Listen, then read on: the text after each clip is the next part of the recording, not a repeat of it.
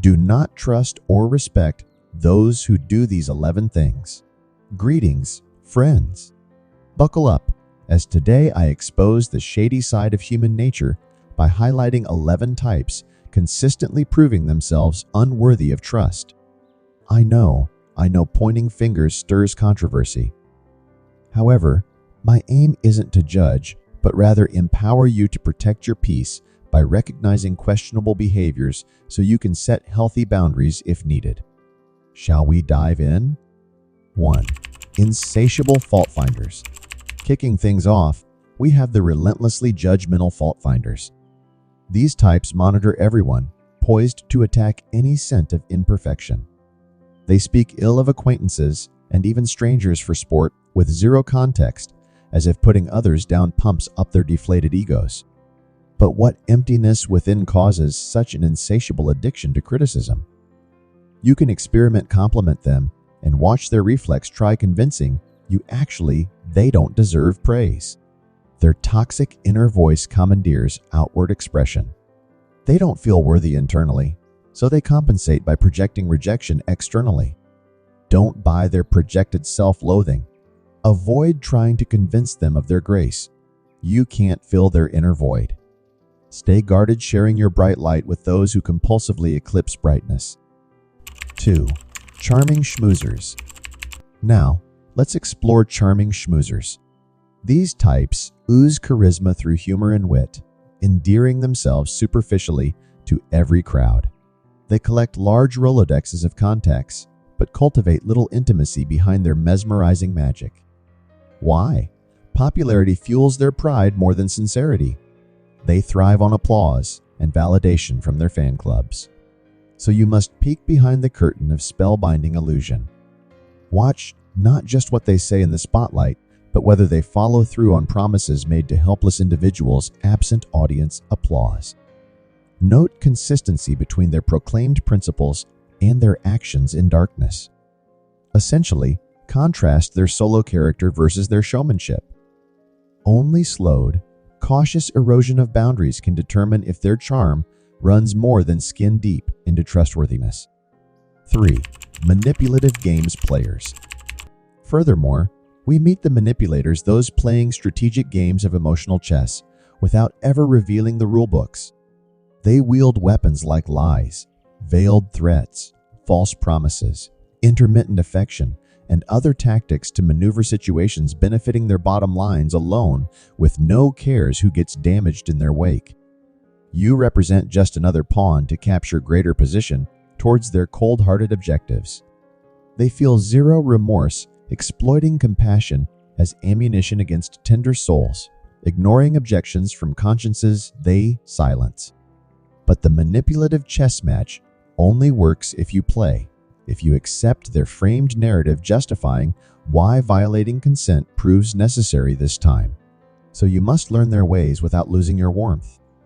Name their devices confidently, then distance prudently after they refuse reason. 4. Willfully Callous. Moreover, we have the willfully callous who lack basic human empathy or act indifferent, causing suffering.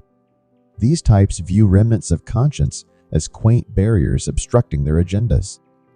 Hurting acquaintances raises few qualms for them when benefiting themselves because they dismiss internalizing others' grief by ignoring relating to their experiences altogether.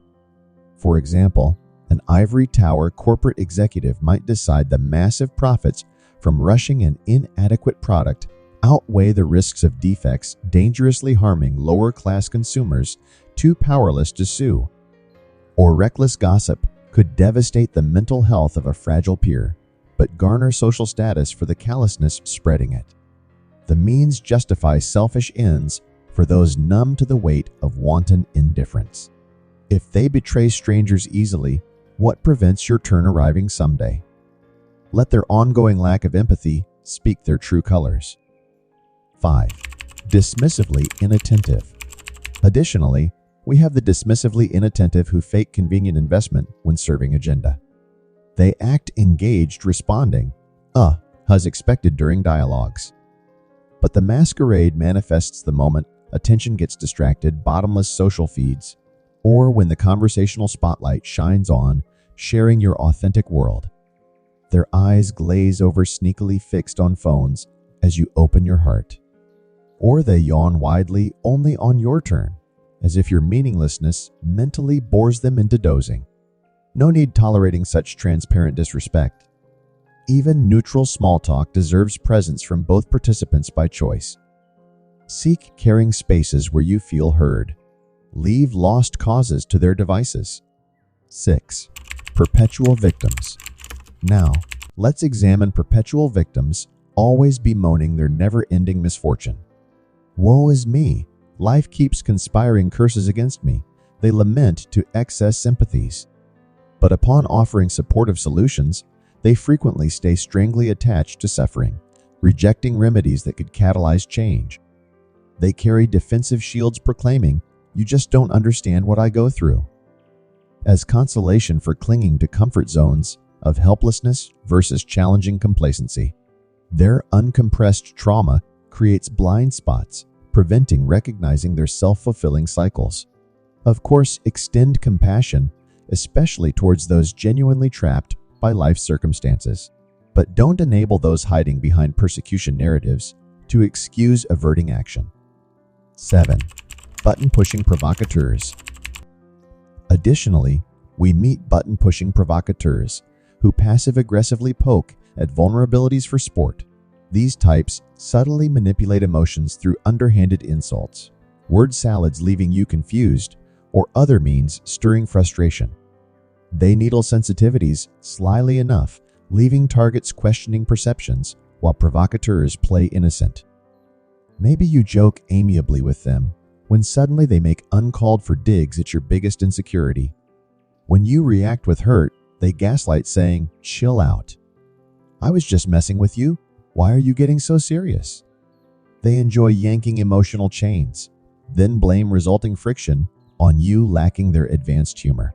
Their mind games thrive when you accept confusion instead of naming the abuse. React by disengaging. 8. Toxic vampires. Moreover, we meet toxically cynical vampires, inhaling optimism and exhaling despair. They rain dark omens down on possibilities and spew gloomy fatalism towards creations in progress. Around them, breaths feel constricted by ominous, heavy humidity, and craning upwards seems futile. For example, bubbly friends plan adventuresome tropical vacations with enthusiastic visions of tranquility. The toxic cynics interject irritably, "Ooh, I just know with our luck a hurricane will hit." Their compulsive projections cling like tar, stubbornly resistant toward shining light. Limit time with those who drag vibes down. Negativity often worsens when conversed. Instead, glow as an illuminating example. 9. Two-faced posers. Now let's explore two-faced posers talking unified tongues tailored to specific audiences.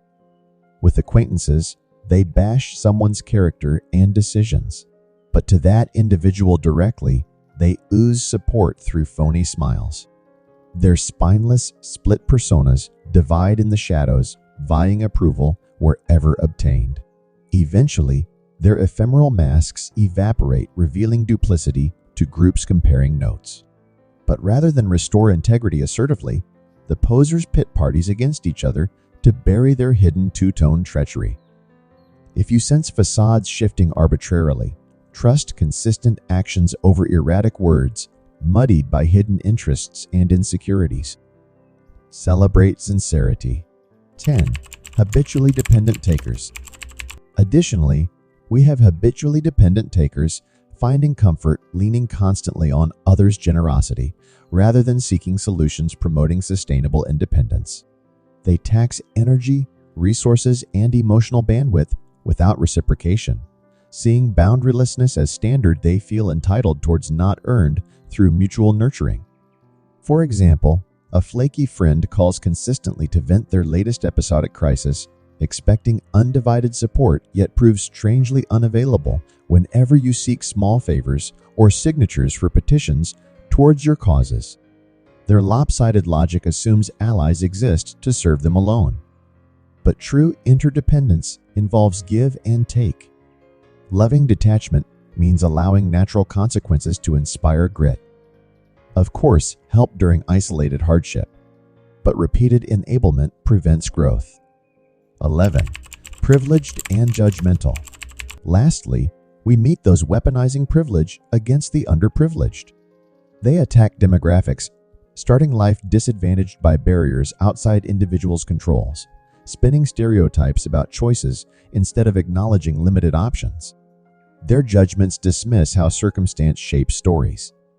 Does condemning struggling groups alleviate secret insecurities? For example, suburban soccer moms might gossip about allegedly welfare-addicted single urban mothers while ignoring issues like redlining, gentrification's rent hikes, classroom funding, discrepancies, and other systemic obstacles urban families battle. Hurriedly vilifying otherness often spotlights lack of context versus compassion. Seek first understanding all angles of humanity before circulating harmful assumptions. In summary, friends, may we empower each other in forging healthy connections through openly addressing behaviors violating consent with compassion yet clarity. Embrace your worthiness, refusing one-sided exploitation. Please share additional thoughts below.